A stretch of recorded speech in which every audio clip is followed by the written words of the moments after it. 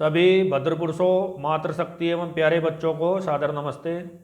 मैं हूं महकार सिंह जिज्ञासु और आज फिर मैं आपके समक्ष आया हूं एक नए विषय के साथ। और आज का विषय है पाप तथा पुण्य कितने प्रकार के होते हैं। आज मैं आपको बताऊंगा कि मनुष्य पाप और पुण्य दोनों ही कितने प्रकार से करता है।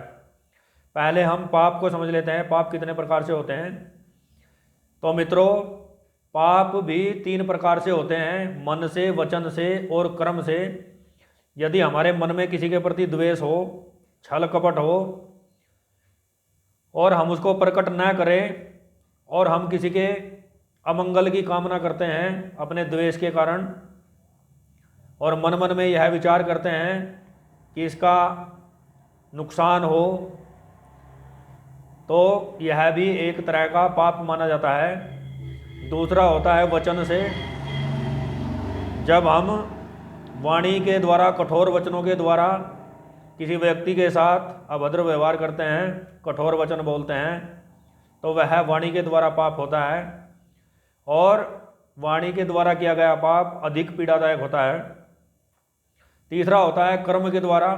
जब हम अपने हाथों से किसी के साथ हिंसा करते हैं, मारपीट करते हैं, छल कपट बलात्कार हत्या करते हैं, तो वह हम कर्म के द्वारा, अपने हाथों के द्वारा एक तरह का पाप कर्म करते हैं। उसी प्रकार जिस प्रकार पाप 3 प्रकार से किया जाता है, उसी प्रकार पुण्य भी 3 प्रकार से ही किया जाता है, मन से, वचन से और कर्म से। जब हमारे मन में किसी के प्रति श्रद्धा होती है, हमारे मन में किसी के प्रति मंगल कामना होती है, तो वह हम मन के द्वारा पुण्य कर्म करते हैं।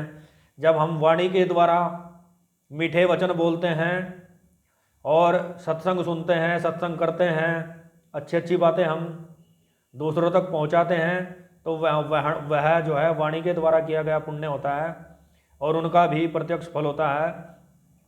उसी प्रकार जब हम कर्मों के द्वारा, सेवा के द्वारा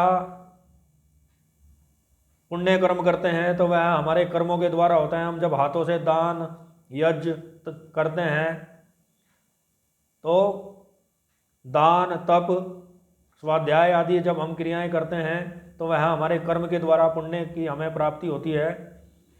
तो पाप और पुण्य दोनों ही 3 प्रकार से होते हैं, मन से, वचन से और कर्म से।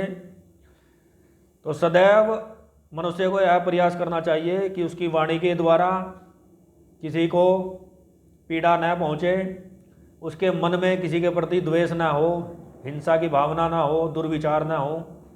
उसी प्रकार उसके कर्मों के द्वारा किसी जीव जंतु मनुष्य की हिंसा ना हो, किसी का अमंगल ना हो। यही कामना सदैव प्रत्येक मनुष्य को परमपिता परमात्मा से करनी चाहिए कि मेरे मन से, वचन से या कर्म से किसी भी जीव जंतु प्राणी, जो जीवधारी प्राणी जितने भी संसार में हैं, किसी को भी किसी प्रकार का कष्ट न पहुँचे, तब हम एक उत्तम जीवन जी सकते हैं। यदि हमारे मन में द्वेष है, हमारी वाणी में कठोरता है, तो तब भी हमारे सारे जो है धार्मिक अनुष्ठान और तीर्थ व्रत आदि सब निष्फल हो जाते हैं।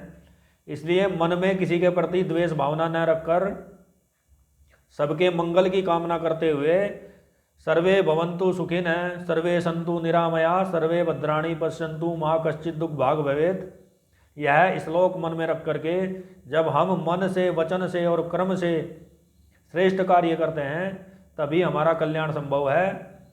तो आज मैंने आपको बताया कि पाप और पुण्य दोनों कितने प्रकार से होते हैं।